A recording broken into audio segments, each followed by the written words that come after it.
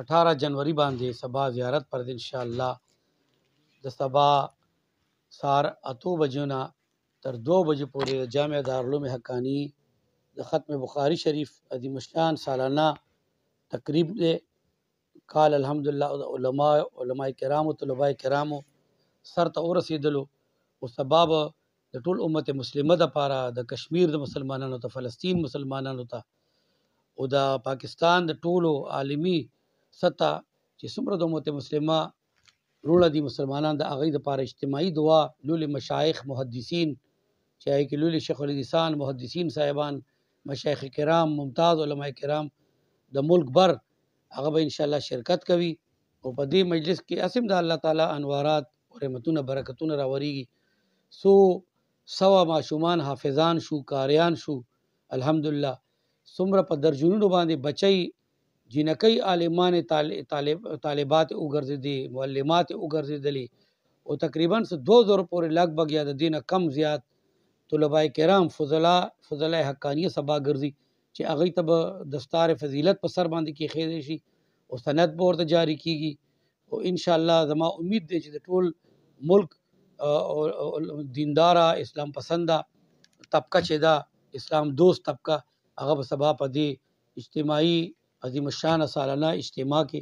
شرکت کوي او د امت مسلمه دپاره او د خپل ځان دپاره د خپلو اعمالو دپاره د نیکو دپاره د خپلو ګناهونو د مغفرت دپاره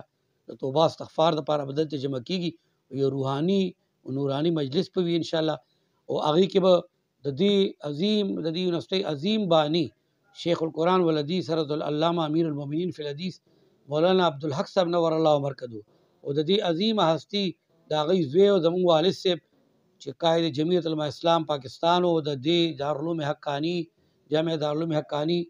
بانی او محتمم صاحب او هغې هم اوس دې دنیا کې نشته شهید شوي دي نو د هغې خدماتو ته به ټول مقررین خراج تحسین پیش کوي او د هغې د خدماتو د دواړو سلسله ده او نور العلماء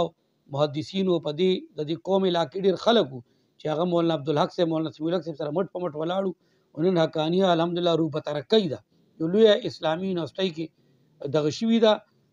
منتقله شوي ده نو د هغې خاندانونو دپاره هم پکې انشاءالله دعاګانې کېږي. تاسو جوګ در جوګ په دې روحاني مجلس کې شرکت وکړئ. زما د میډیا نم او د صحافي حضراتو نم اپیل دی چې هغه هم په هره توګه باندې دا یو مقدم د امت مسلمه او د اسلام د سربلندۍ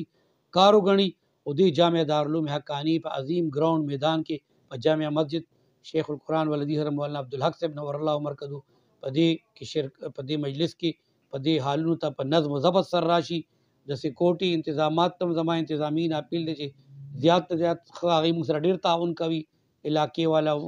زیات دغه د حفاظتي انتظامات هم وکړی شي او دې کې به د پاکستان او د امت مسلمه او د عالم اسلام د کامیابۍ او ترقۍ دپاره دعاګانې کېږي چې دې وخت کې کوم پاکستان کې مصائب دي مصیبتونه دي سیاسي معاشي مشکلات دي هغې دپاره هم دعاګانې کېږي او د پاکستان د قوم چې هرې پارټۍ سره دي هر مسلک سره دي د هغې د یکجهتۍ او د اتفاق اتحاد خبره هم په دې مجلس کې کېږي او هغې دپاره به دا محدثین لولې د بخاري شریف د ختم نه پس هغې دپاره اجتماعي دعا هم کېږي چې پاکستان الله تعالی مضبوط مستحکم اسلامی ریاست همیشه دپاره برقرار وساتي. تعداد تقریبا 2,500 ما تاسو ته وایي چې لوی واړه په دې کې لګ بګ به هغه مختلف درجاتو نه فارغېږي او د هغې به دستار بندي کېږي. هغې کې تخصص والا مفتیان صاحبان بیل دي دارالحفظ والا حافظان صاحبان بیل دي قراء حضرات بیل دي او د دور حدیث والا فارغ التحصیل حضرات بیل دي او د بناتو بچیو مدرسو کوم دارالعلوم حقانی سره جوخته شعبه ده هغې کې بلا بچی په درجنونو عالمان او حافظان الحمدلله هغه هم ګرځي. تاسو همیشه لپاره 2 بجې ټایم دا پر تاسو ټایم مخکې کړی مونږ ټایم د جمی د موسم په لحاظ سره یخوالی هم دی او مازدیګر بیا एकदम د دھند وغیره خطر هم وي سفرو ته واپس خلک نشي تللی نو مونږ وی چې ټایم 2,500 خلکو په پټکو تړلو باندې ډېر ټایم لګي نو سهار 8:03 نه شروع کول به زیات ښه وي. ماسپښین 2:30 بجې جمع سره ماسپښین سره به دا پروګرام د دعا سره مونږ اختتام پذیر شي. د شپې او به دستربندي نه کېږي د شپې ول هیڅ پروګرام نشته دی صرف ان شاء الله سبا سهار 8:30-9 بجې تاسو راځئ جامع مسجد مولانا عبدالحق صاحب ته امت مسلمه د ټول مسلمانان چې کوم کوزینه په اسانه سہولت راتلی شي او پر نظم و ضبط او ترتیب سره نو خامخا د دې برکات نه تاسو امت مسلمه او موږ ټول به ان شاء الله د دې برکات علما او علماء محدثین فیض یاب کیږو. شکریہ جی.